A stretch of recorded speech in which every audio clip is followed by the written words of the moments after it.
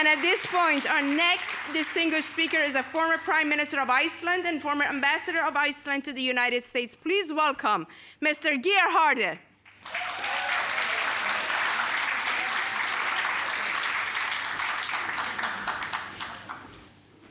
Dear Madam Rajavi, ladies and gentlemen, friends in the room and elsewhere, it's a great honor to be with you here again.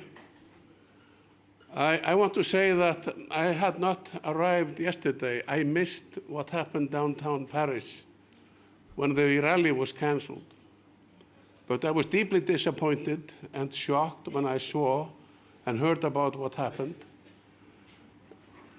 and the way how the French authorities behaved in the actions that they took. But let me tell you one thing.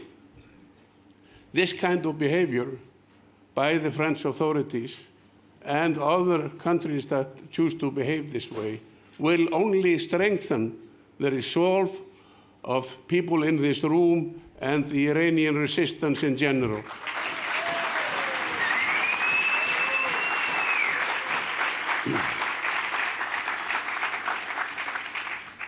For years, many of us have come to these conferences to warn the world about the true nature of the regime in Tehran.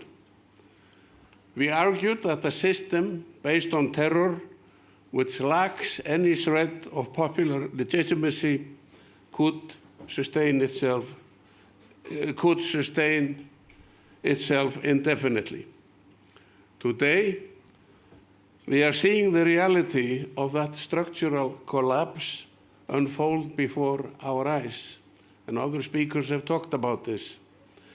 Faced with massive crisis of survival, the mullahs have done what they always do. They have intensified their brutality. The shocking surge in executions since late March, including the targeting hanging of dozens of political prisoners and brave members of the PMOI, is not a demonstration of power.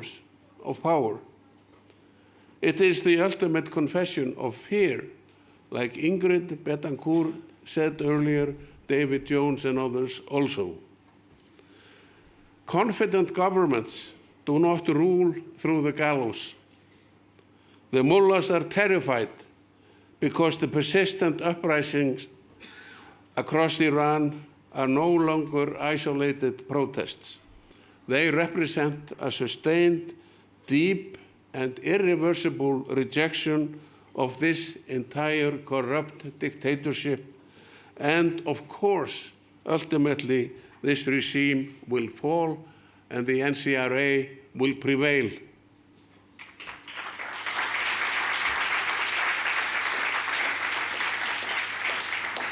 For decades, Western policymakers pursued a deeply mistaken policy of appeasement, foolishly handing the regime lifelines while ignoring the Iranian people and their organized resistance.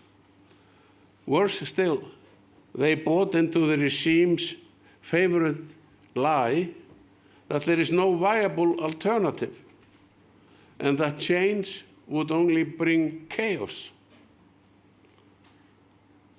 Now, as the regime crumbles under the weight of its own corruption and recent geopolitical upheavals, the National Council of Resistance of Iran has shown the world that a democratic transition will not cause instability. On the contrary, it is the only path to peace. Because of the NCRI's structured provisional framework, the vision of a free, democratic, and secular republic is not just theoretical, it is practical, it is ready, and it's a reality waiting to happen, ladies and gentlemen. The people of Iran have made their voices crystal clear on the streets.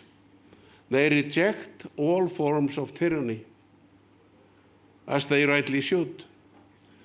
They will neither return to the dictatorship of the Shah, nor will they remain trapped under the heel of the clerical mullahs.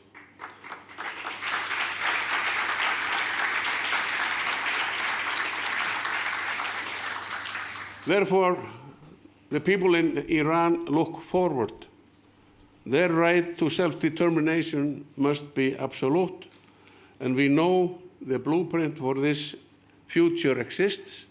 It is Madam Rajavi's 10-point program that offers a clear and coherent pathway forward, founded on the very values we cherish in our own democracies, and other people have listed what they are, and I want to do that. But one of the most important points, of course, is the guarantee of a non-nuclear Iran in the future. So let me be direct. There is no other alternative.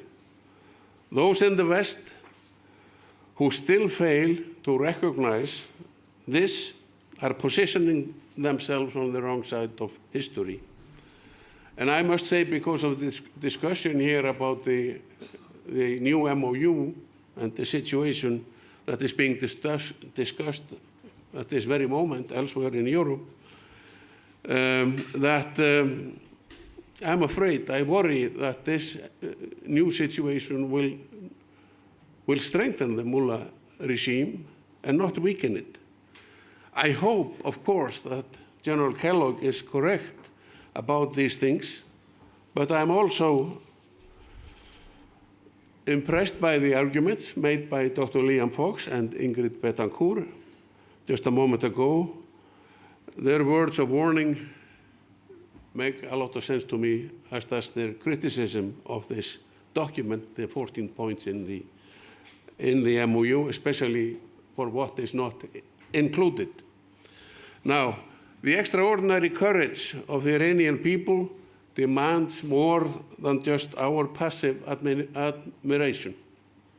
It demands our absolute clarity, our consistency, and our unwavering support.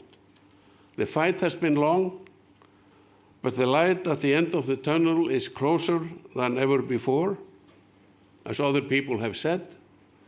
Let us stand with the people of Iran until they reclaim the freedom and their homeland, their freedom and their homeland. That day is approaching. Thank you.